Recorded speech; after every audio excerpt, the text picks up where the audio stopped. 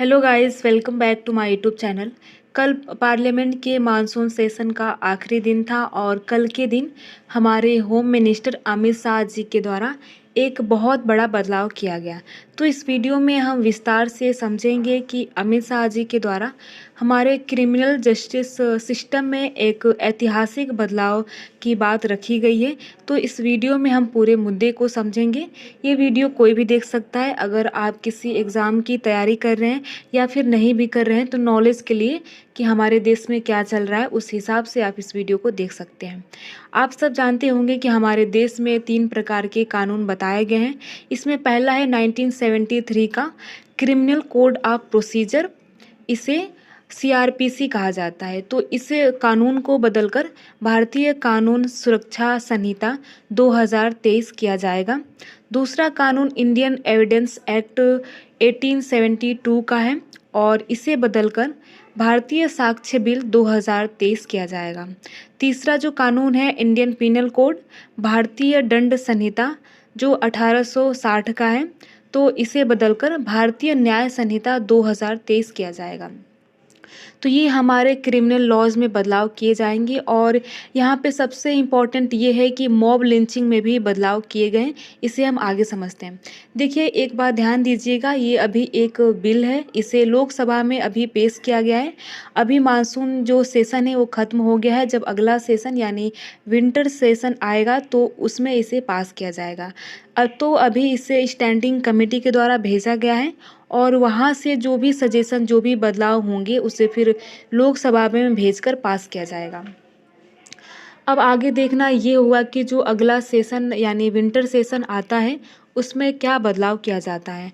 अब हम बात करेंगे मॉब लिंचिंग की। तो इसके बारे में कहा गया है कि इसमें जो भी लोग शामिल होंगे उनको कम से कम 7 साल की सज़ा होगी और इसके साथ ही डेथ पेनल्टी यानी फांसी की सज़ा भी सुनाई जा सकती है। अब मॉब लिंचिंग को थोड़ा समझते हैं कि मॉब लिंचिंग आखिर होता क्या है, क्योंकि आप लोगों में से कुछ लोगों को मॉब लिंचिंग पता नहीं होगा। तो हम इसे आसान भाषा में समझते हैं कि जब कोई अनियंत्रित भीड़ द्वारा किसी दोषी को उसके किए गए अपराध के लिए या कभी-कभी तो मात्र अफवाहों के आधार पर भी बिना अपराध किए व्यक्ति को तत्काल सज़ा दे दिया जाता है या उसे पीट-पीट कर मार दिया जाता है, तो भीड़ द्वारा की गई इस प्रकार की हिंसा को ही मॉब लिंचिंग कहा जाता है। तो इस प्रकार की हिंसा में किसी कानूनी प्रक्रिया या सिद्धांत का पालन नहीं होता है, इसलिए यह पूर्णतः गैर कानूनी है और इस प्रकार की घटना अधिकांश 2 अलग-अलग समूहों के व्यक्तियों के बीच देखा जाता है। अब बात ये आती है कि कौन डिसाइड करेगा कि मॉब लिंचिंग है या नहीं है। तो बिल के अंदर इसकी परिभाषा भी दिया गया है। बिल के अंदर बोला गया है कि एक समूह, एक ग्रुप जो लोगों का है, उसमें 5 या उससे ज़्यादा लोग हैं और वहाँ पर वे एक मर्डर करते हैं और यहाँ पर किसी या किसी को मार देते हैं। मर्डर करते हैं या फिर किसी को मार देते हैं किसी अलग-अलग प्रकार के रीज़न से, तो उन्हें कड़ी से कड़ी सज़ा दी जाएगी। यहाँ पर मिनिमम जो सज़ा है वो 7 साल की सज़ा होगी। फ़ाइन भी लगाया जा सकता है और अगर बहुत ज़्यादा जुल्म होता है तो उस केस में फांसी की भी सज़ा सुनाई जा सकती है। और अक्सर आपने पिछले कुछ सालों में देखा होगा कि मॉब लिंचिंग का जो केस है वो बढ़ता जा रहा है और इस प्रकार की कई खबरें भी आती रहती हैं। तो फाइनली ये है कि मॉब लिंचिंग को लेकर भी सरकार एक कानून लेकर आ गई।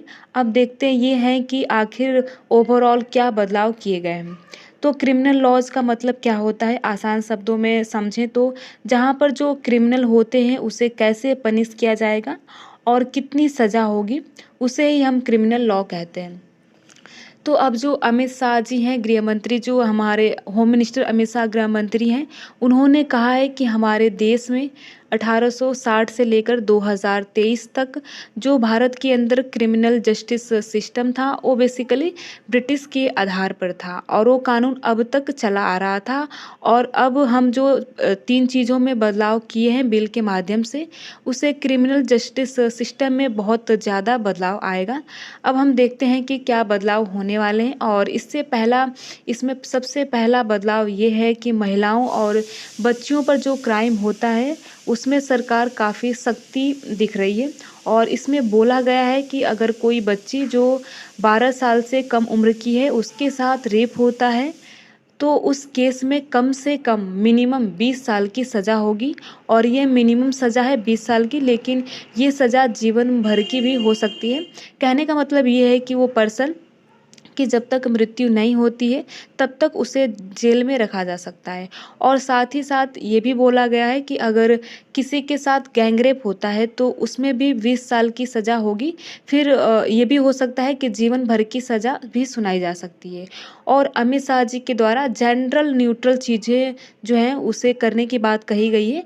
आपने देखा होगा कि अक्सर ऐसा होता है कि कोई ऐसा क्राइम होता है जिसमें यही देखा जाता है कि अगर रेप होता है तो महिलाओं या बच्चियों के साथ होता है, लेकिन ऐसा नहीं है। कई बार ऐसा भी होता है कि जो रेप है वो पुरुषों के साथ भी होता है। तो जो चीज़ें हैं वो जेंडर न्यूट्रल चीज़ें करने की बात सरकार के द्वारा की जा रही है।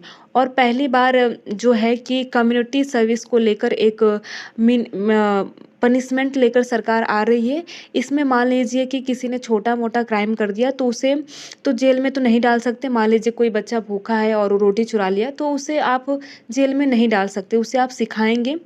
तो इस इन सब के लिए एक जो है कम्युनिटी सर्विस की बात सरकार के द्वारा पहली बार की जा रही है। और अगला बदलाव ये है कि हमारे देश में जो वर्दी है यानी कि जो खाकी है उसे बहुत ही प्राउड तरीके से देखा जाता है।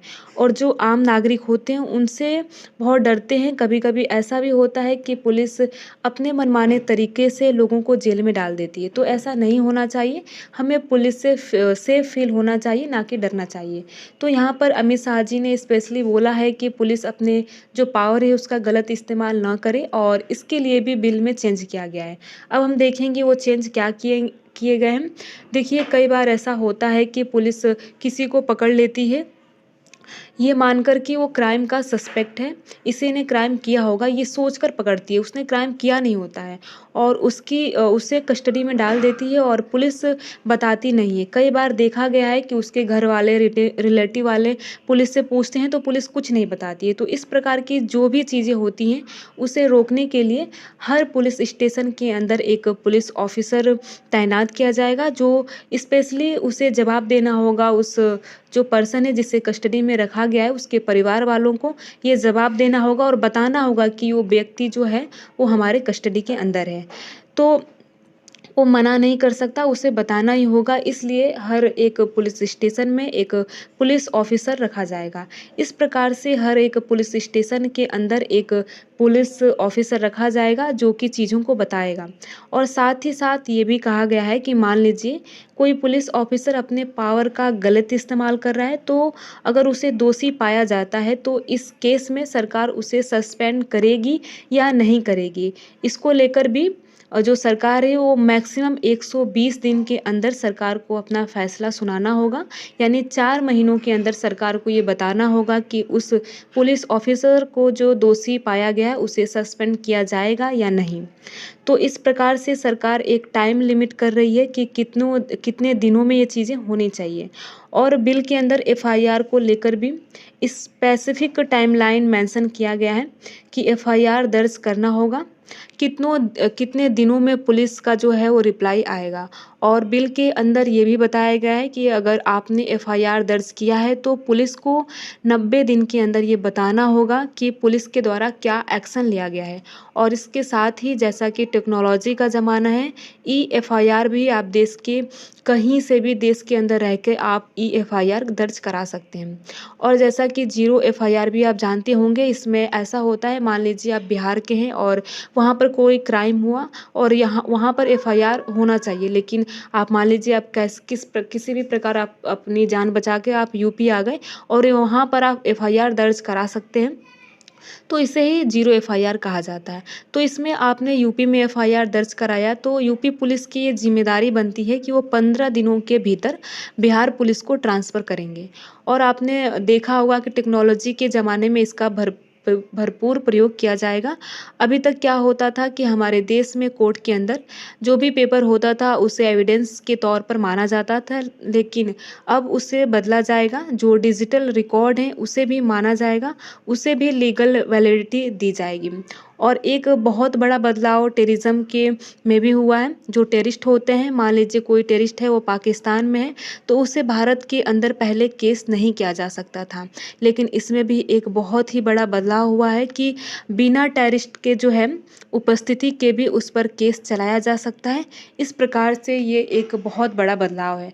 अब देखते हैं कि आने वाले समय में सरकार इसे किस प्रकार से इम्प्लीमेंट करती है और इसे समाज में किस प्रकार से शांति बनाई जा सकती है इससे। तो अगर आपको ये वीडियो अच्छा लगा हो, इस वीडियो की इन्फॉर्मेशन अच्छी लगी हो, तो आप वीडियो को लाइक कर सकते हैं। वीडियो आपको अच्छा नहीं लगा हो तो वीडियो को डिसलाइक भी कर सकते हैं। Thank you.